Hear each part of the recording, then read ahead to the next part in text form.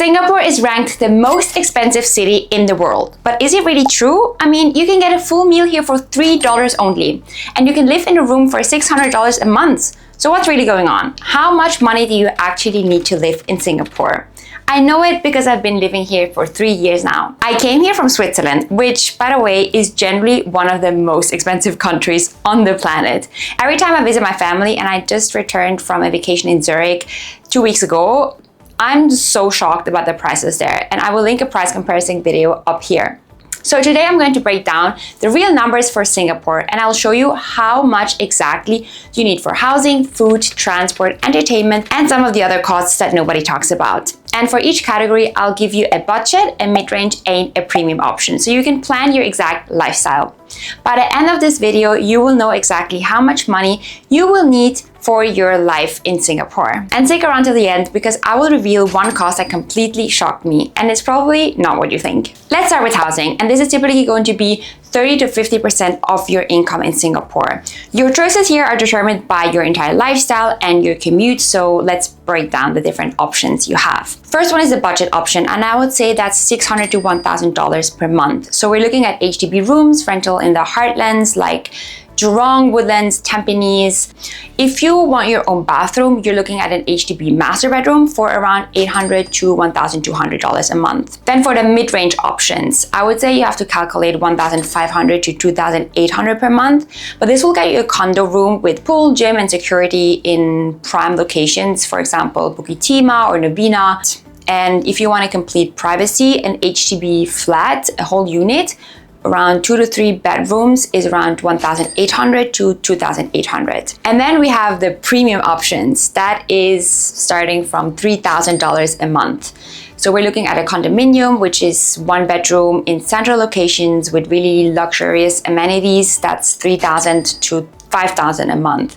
In areas like Orchard, Marina Bay, River Valley, that can cost you easily $5,000 to $10,000 and even beyond, because these are really the most expensive areas. So, but what you cannot forget, you have to always add $200 to $400 of utility costs. You also have to factor in the commute costs. So sometimes you pay less for rent, but it's actually way further out, so you have to spend more time and money on commuting. What I can suggest is use Property Guru, 99.co, or for example Facebook groups for the best deals. And always view multiple options, because photos can be super deceiving. Number 2 is food cost. And Singapore is an absolute food paradise for every single budget. So you can eat incredibly well for cheap, but you can also go completely premium and spend a lot of money. Here, the budget option, I calculated $300 to $600 a month. Here we're looking at hawker centers, so $3 to $6 per meal for chicken rice laksa, which is super tasty. And if you're cooking at home, around $200 to $300 per month for grocery shopping at wet markets and fair price. So these are the cheapest option to buy groceries. At local coffee shops, $1 to $3 for a kopi is really not a lot. Kopi, by the way, is what they call the local coffee, and it's really good and yeah, so cheap, starting from $1.10. For mid-range eating, I calculated $700 to $1,200 a month. That's mixed dining, so $8 to $18 a meal at casual restaurants, food courts, and even sometimes delivery. You can go to the supermarket for shopping, which is going to be around $400 to $500 a month, consisting a mix of local and imported products. And on the weekend, you can go out for a dining outside, so that's $25 to $30 a meal. And then we have the premium eating. That's around $1,500 a month. We're talking about restaurants for $40 per person up to $150 or even more for a single meal at fine dining places. So maybe you also want to do delivery, which is going to cost $50 to $30 per order. And then shopping at premium groceries is around $600 plus at cold storage, Little Farms. And then maybe you want to do a weekend brunch for $30 to $60 per person. Here are my food tips. So start with hawker centers. They're not just very cheap, they're really, really, really amazing and super tasty. And it's actually my favorite food. Lunch sets at restaurants save 30 to 50% versus dinner prices. So that's often a very, very good deal. And food delivery apps often have offers. For example, Deliveroo Plus saves you delivery costs. I'll leave a link in the description. I've been using Deliveroo Plus for the past 3 months, and it's $0 delivery fee after an order of $15. So that's such a good deal. So definitely know the difference between NTUC, which is fair price, and then cold storage and Little Farms, because sometimes it's really the exact same product, but you're just paying for the brand, and you know, a banana at the end of the day is still a banana. So keep that in mind. Number 3, transportation. Nowhere else in the world it is as expensive as in Singapore to own a car. Yeah, it is the most expensive place because Singapore has one of the best public transports in the world. So if we talk about budget transport, that's obviously MRT and bus. There's no so-called like unlimited MRT pass, but you will pay per trip only $1 to $3 for one journey. So most people spend around $120 to $150 a month on public transport. And also don't forget, Singapore is very walkable, and walking is free if you don't mind the heat. And it's also a great exercise. What I also have to mention is that Grabs are quite affordable. So if you are really stuck and really tired, it's not going to break your bank if you once in a while take a Grab. It's going to cost you maybe $10 to $15 within the city center. Mid-range transport, around $250 to $500 a month with public transport plus regular Grab rides. That's around, $8 to $20 a trip. Airport transfers via Tada or Grab is $25 to $30 depending on where you live. And then we have the premium transport, and that also includes owning a car. But here is where it gets crazy, because COE, so just the right to own a car, just the paper to own a car, not car included, is $100,000. But then you also have to add insurance and parking, which is around $200 to $500 a month, petrol, maintenance, all that adds up. So you're looking at around $1,200 to $3,000 monthly just for car ownership. So the benefit is that there is very little traffic on the roads compared to other cities like Bangkok, Manila, or Jakarta, because traffic there is really unbearable. Here are my transport pro tips. Public transport literally reaches 95% of places you need to go in not even that much longer than with a car. And I use Google Maps for all my travels. It really shows you exactly which MRT or bus you have to take. And I've been using that for 3 years, and I've been really loving it. Number 4 is lifestyle and entertainment. Singapore offers everything from free activities to high-end premium experiences. Here's my calculation for budget entertainment. That's around $200 to $500 a month. And you have free activities like Gardens by the Bay, East Coast Park, and beaches at Sentosa. You have so many hiking trails, local bars. You're gonna spend around $8 to $15 per drink. Cinema is $13 to $18 per ticket, and you have tons of community events and festivals throughout the year. You just have to do your research. And since it is so warm outside, you can always just go to Marina Barrage and have a picnic with your friends, which is going to be almost free except for the food. And you can do that any time of the year. Mid-range entertainment, I would calculate $600 to $1,000 a month, which is a mix of bars and restaurants. It's gonna be like $40 to $80 per night out. And for weekend activities, I can recommend museums, attractions, occasional staycations, gym memberships as well, which is around $80 to $100 a month. And then regular dining out with friends, that's all possible within this budget. And then obviously you have the premium entertainment, which is more than $1,200 a month. You go to fancy bars, which is $18 to $30 per cocktail.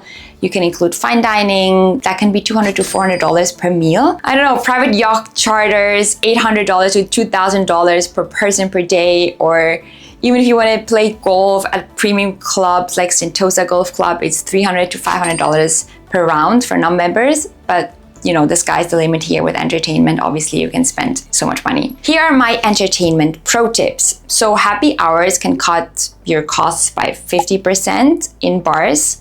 So have a look out for happy hours. Keep in mind, many luxury experiences have affordable alternatives if you know where to look. You can find lots of experiences and other discounts or happenings on booking apps like Fever. I will leave a link in the description. I've been booking tickets for a while now. Just yesterday, I've been to the Titanic Voyage exhibition, which was super cool. I'll leave a link in the description. And again, Singapore has incredible free events all year round. Just follow local event pages or my social media, because I'm gonna share a lot of stuff to do all the time. So yeah, you will stay updated. Now, number 5, other essentials and hidden costs everyone should not forget about For example, phone and internet. So the budget option is $25 to $50 per month. With Circle Life or Gomo, then you have a more expensive version for $60 to $90 with Synctel, which I signed up with. And then obviously you have premium options for $100 plus, also including, overseas data. And then obviously internet at home, which is $50 to $60 a month. Another budget point is healthcare. Again, budget version is at polyclinics, $15 to $40 a visit. Mid-range clinics, $80 to $150 per visit. And then the premium clinics, which is for private specialists, $200 to $600 a visit.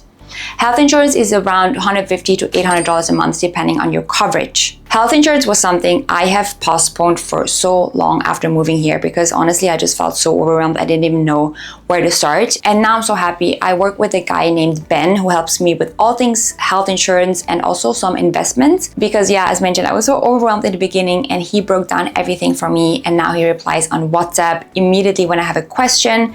I can 100% recommend, getting help from someone who knows what they're talking about. I'm happy to share his contact. Just drop me a comment and I will get in touch with you so I can link you guys up if you need help with health insurance or investments. Then we have personal care and shopping. So budget version, $100 to $300 a month for essentials.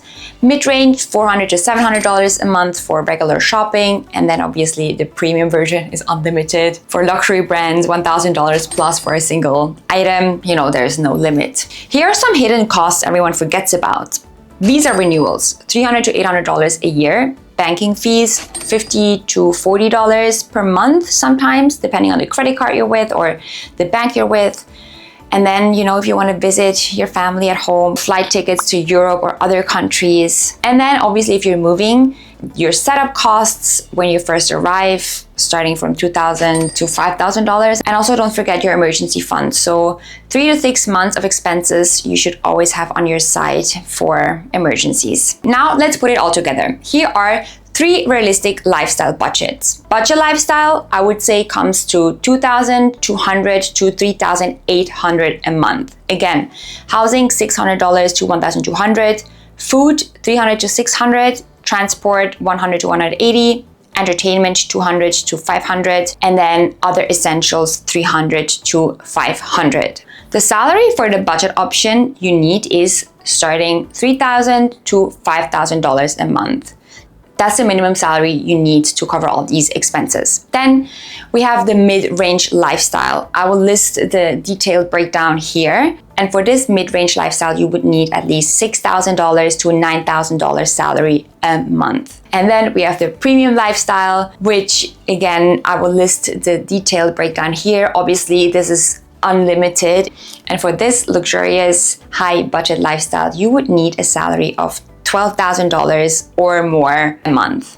The more the better. Here's to recap. Singapore can accommodate almost any budget if you are strategic about it and if you know where to shop and where to go for your information. So your lifestyle choice really matters way more than the city just being expensive. And you can make it work with even a small budget. Okay, and now the shocking cost that I promised. It is the fines for things you do without thinking in other countries. Let me give you some examples. Jaywalking, $200 fine.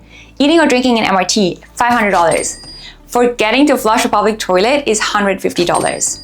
I always wonder how they will control that. Okay, anyway, and then chewing gum import, $10,000, and you can even go to jail, I think. Yeah, for many things you can even go to jail.